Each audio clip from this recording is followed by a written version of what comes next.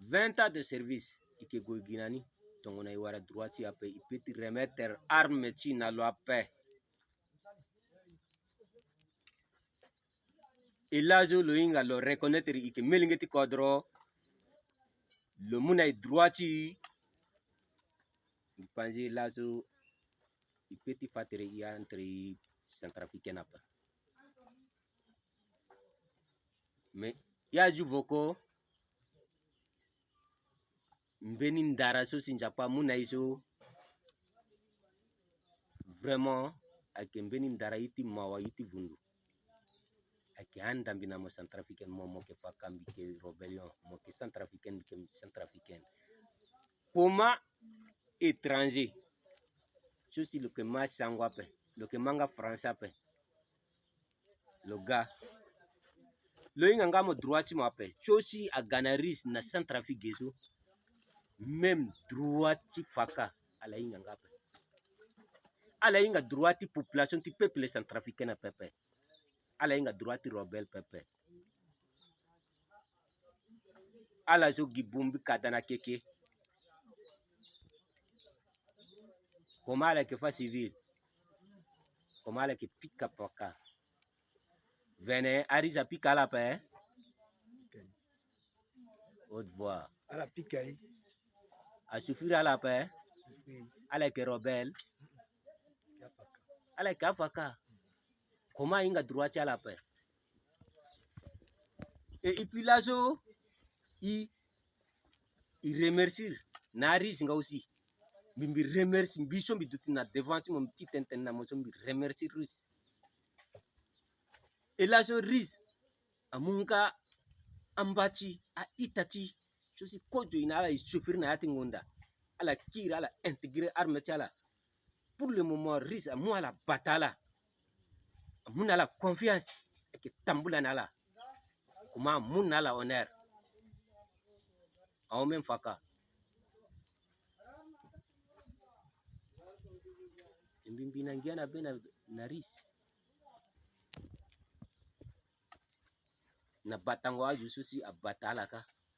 amuna la honneur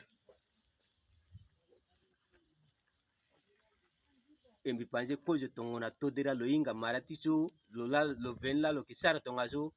même lo ganari sape i veni la melingi to kodro i petit teni matere i duti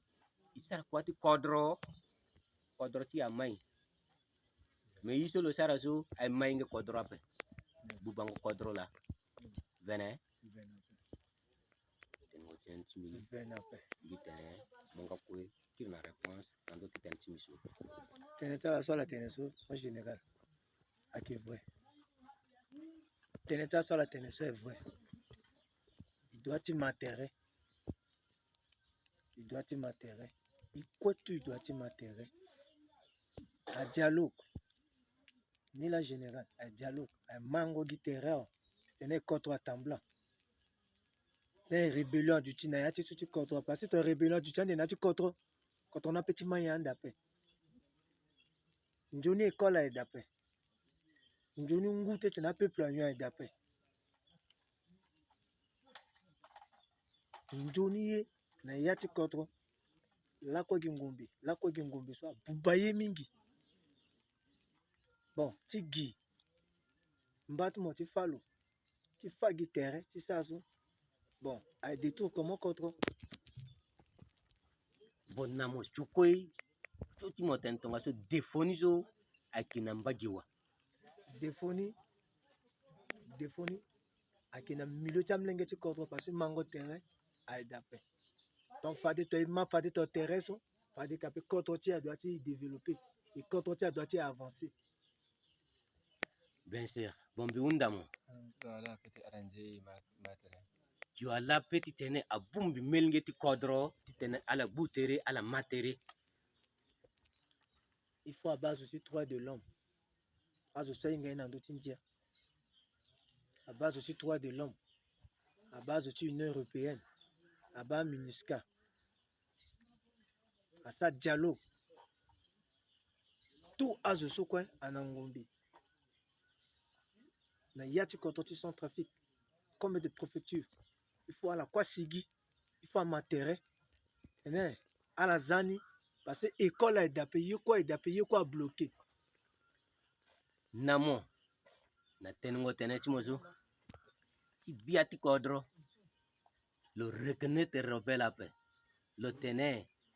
ak melngeti kodro ape nam chosi miki au prémission mbeni juso avec toujours lo que brave na le terrain avec mbeni ju la ko lo que diriger terrain lo que diriger colonne tundozo iso mobai geso sosi igana mo geso tundozo ilindazo ti karango ya dape tundozo mobai yoro fasti iso équilibré ndoni livrengo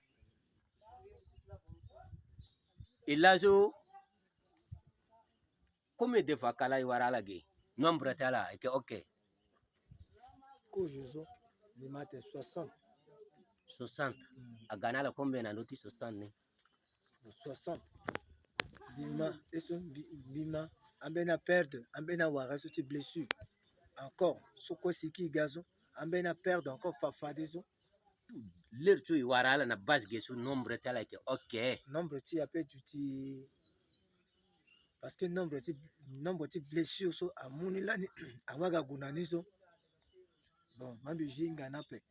et puis na tia kwaso gezo bimatene 7 faka bon tu so pour l'instant so mambi bana letimi so bi unda mo so nombre tiala ti pasala bimatene ala que 80 personnes est-ce qu'il a tene ay 80 personnes la iwara na ti basu wala que ngo tiala oni agi nombre ni la est-ce que na mo so si igagezo i attaquer ala so mobile ilimbi 80 personnes nombre tala sagi 20 i ala yeda ti terrain kodroti amai ja ala kira ala réfléchir ala reconnaître que melngi ti kodro ke wandi pepe ala ngako ala yeda na tenti vene na atene ti ala ni na todira ti ala ni imara ti so tene zo mbiten na mo 20 ans de service ikina ya ti ngonda ike kiri na peko pepe i droit si i droit si mais i attaquer ndo tonga so i mumo tonga so mo prisonnier de guerre inga droit si to dira la pana i droit de l'homme après i inga réglementaire tene i batamo mo ke mbati centrafricain la i reconnaître momo ke mel ngiti kodro mais to dira lo mel ngiti kodro apa tongona lo mel ngiti kodro lo doati bumbi mel ngiti am kodro ni ala mate ala duti na maboko ti tene ala tarbo ko ti kodro mais comment le golomu étranger le Ghana la lo tene lo ke tumba ya mel ngiti kodro ikir étranger donc aristo ala ke étranger apa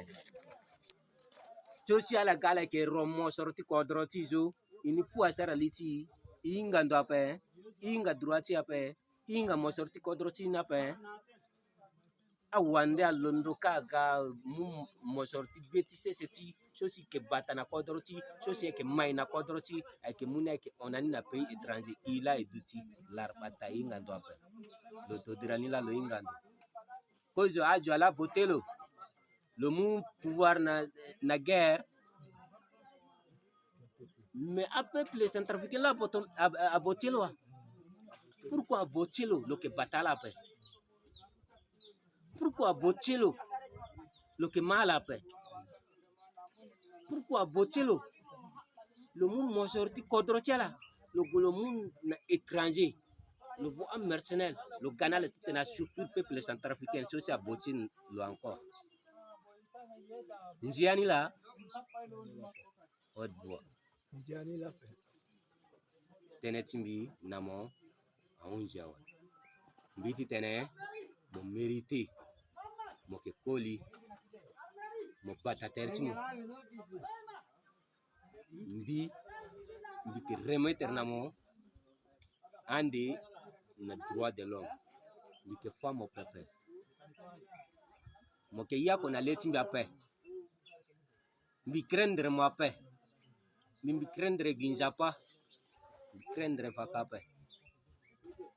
toute rébellion pour le moment so il est prêt na leti terrain il craindre joape il craindre todrape craindre fakasi loape ja a formé ja commando russe tongo na momo ke commando russe mbimbi ke commando ti bako mbimbi formé na ti bako lambi sigiso ke bamara ti bako ja la ko ina mo timmi na leti terrain mbike fana mo kuma formation ay ke tongo na bir mo ba formation ti ape formation ti bako a timmi na formation commando russe a sartone a jala réussir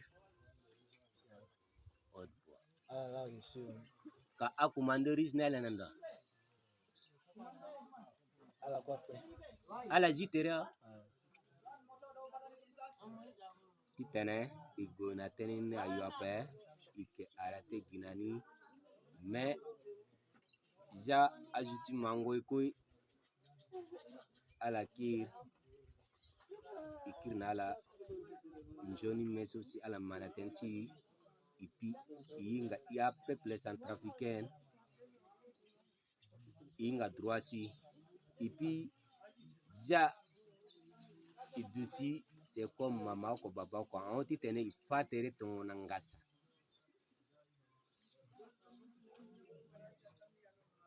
pour le moment ike melingi ape ti tene jo andai yida na lo ape kozo ingana lango me patio gouvernement zingo yawe izingo awe leti ay pelele jiti mango ikoi jamu tene so ajana metilo merci beaucoup.